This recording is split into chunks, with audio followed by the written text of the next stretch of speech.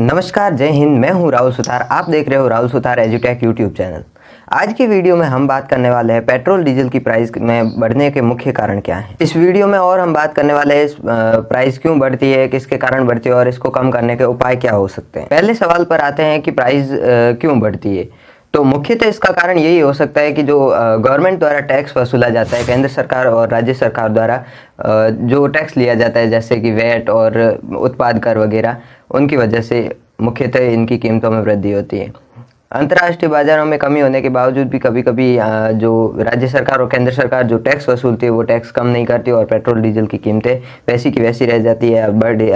घटती तो बहुत कम ही चांसेस रहते हैं। इसका पहला कारण यही है कि जो टैक्स लिया जाता है, अंतर्राष्ट्रीय बाजारों में मूल्य कम होने के बावजूद भी जब तक भारत में उपभोक्ताओं के पास जब तक पेट्रोल और डीजल पहुंचता है, उसकी मूल्य वह का वह रह जाता है, टैक्स और अन्य जो भी कारण है उनके चलते हुए। इसकी प्राइस में बढ़ने का दूसरा मुख्य कारण कह सकते हैं राज्य सरकारों द्वारा वसूला जाने वाला वैट। राज्य सरकारें भी पेट्रोल डीजल पर वैट वसूलती है, उसके बाद इस पर उत्पाद कर लग जाता है और इसका माल भाड़ा लग जाता है, उसके बाद डीलर का कमीशन, और ऐसे ही चलते चलते पेट्रोल डीजल की प्राइसें यहाँ से यहाँ तक चली जाती हैं। आज के समय में अगर देखा जाए तो कुल जो टैक्स वसूला जाता है वो पेट्रोल पर देखा जाए तो 58% जो भी कर और इस पर टैक्स लगते हैं, और जो डीलर द्वारा कमीशन लिया जाता है, वेट भाड़ा वगैरह जो भी लिया जाता है, वो सब मिलाकर 58% पेट्रोल पर और डीजल पर सब मिलाकर 52% तक का आज भी कर वसूला जाता है। अगर एक एस्टिमेट से माने, अगर पेट्रोल या डीजल की कीमत जो 100 रुपये है, तो अगर पेट्रोल की माने तो 100 रुपये है, उस पर 58 रुपये तो सिर्फ टैक्स में ही देने पड़ जाते हैं केंद्र और राज्य सरकार। जिसमें अगर केंद्र सरकार की देखें तो उसमें 32 से 33 रुपये लेती है और बाकी जो बचा हुआ है वो राज्य सरकारें अलग अलग तरह से ले सकती हैं। और ऐसे ही हम तक जब तक या फिर आम उपभोक्ता तक पेट्रोल डीजल जब भी पहुँचते हैं तो उनका मूल्य बढ़ जाता है।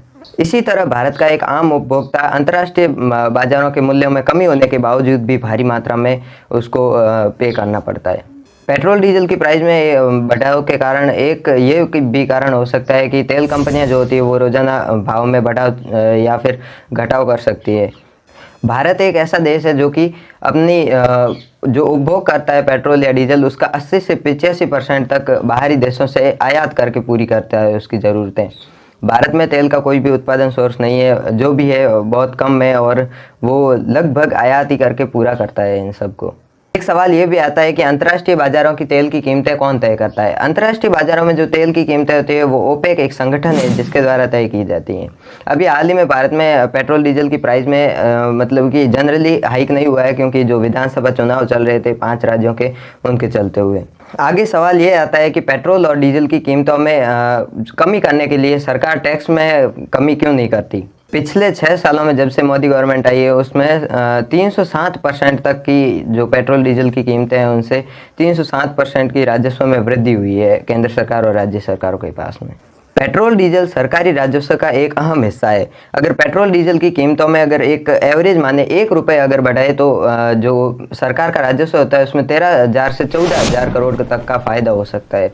इसी के चलते हुए जो केंद्र सरकार राज्य सरकार जो भी है वो इसमें वृद्धि करती है, और जब भी कमी करती है तो बहुत ही देख के ये करती है कि अगर कम किया तो उसमें घाटा कितना हो सकता है।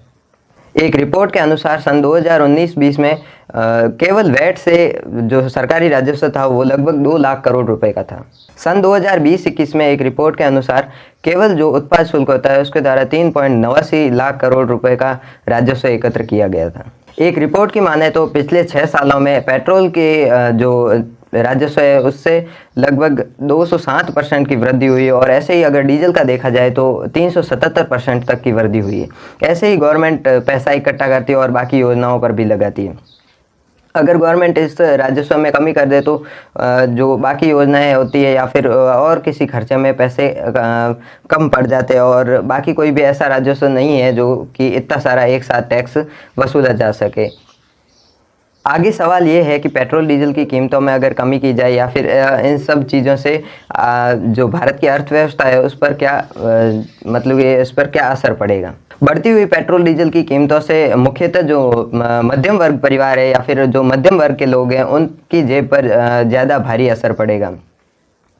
भारत में ज़्यादातर तेल है जो कि विदेशों से आयात किया जाता है, भारत दुनिया का एक रिपोर्ट के अनुसार माने तो तीसरा सबसे बड़ा पेट्रोल डीजल का आयातक देश है। भारत में मेनली सऊदी अरब और इराक से पेट्रोल डीजल का आयात किया जाता है। अगर एक हिसाब से माने अगर $10 प्रति बैरल के हिसाब से अंतर्राष्ट्रीय बाजार में अगर वृद्धि हो जाए पेट्रोल डीजल की कीमतों में, तो भारत की अर्थव्यवस्था पर लगभग $12.5 बिलियन का नुकसान हो सकता है। इसी हिसाब से अगर देखा जाए तो अंतर्राष्ट्रीय बाजार के मूल्यों का भी भारत की अर्थव्यवस्था पर एक मुख्य असर पड़ता है और अर्थव्यवस्था में उतार चढ़ाव आ सकते हैं।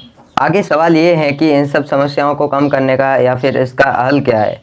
तो ऐसे देखा जाए तो पेट्रोल डीजल को कम करने के कई भी सुझाव भी मिले हैं, लेकिन हम देखें तो इसको जीएसटी में शामिल करने से इसके मूल्यों में कमी हो सकती है।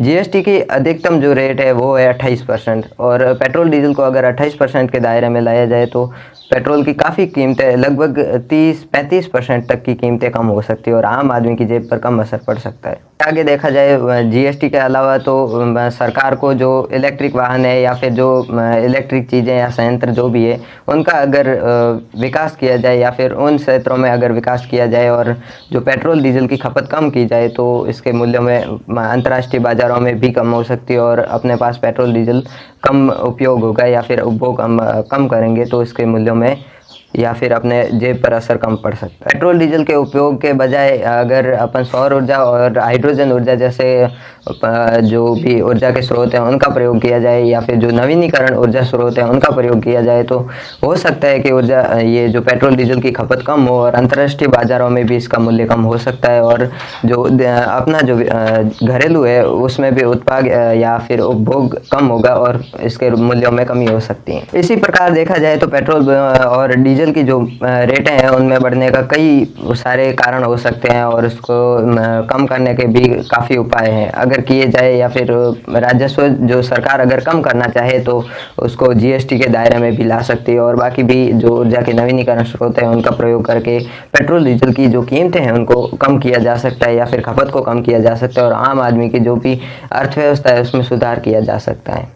इसी के साथ इस वीडियो को यहीं पे समाप्त करते हैं। मिलते हैं किसी अगले वीडियो में, तब तक के लिए बाय बाय और चैनल को सब्सक्राइब कर लीजिए।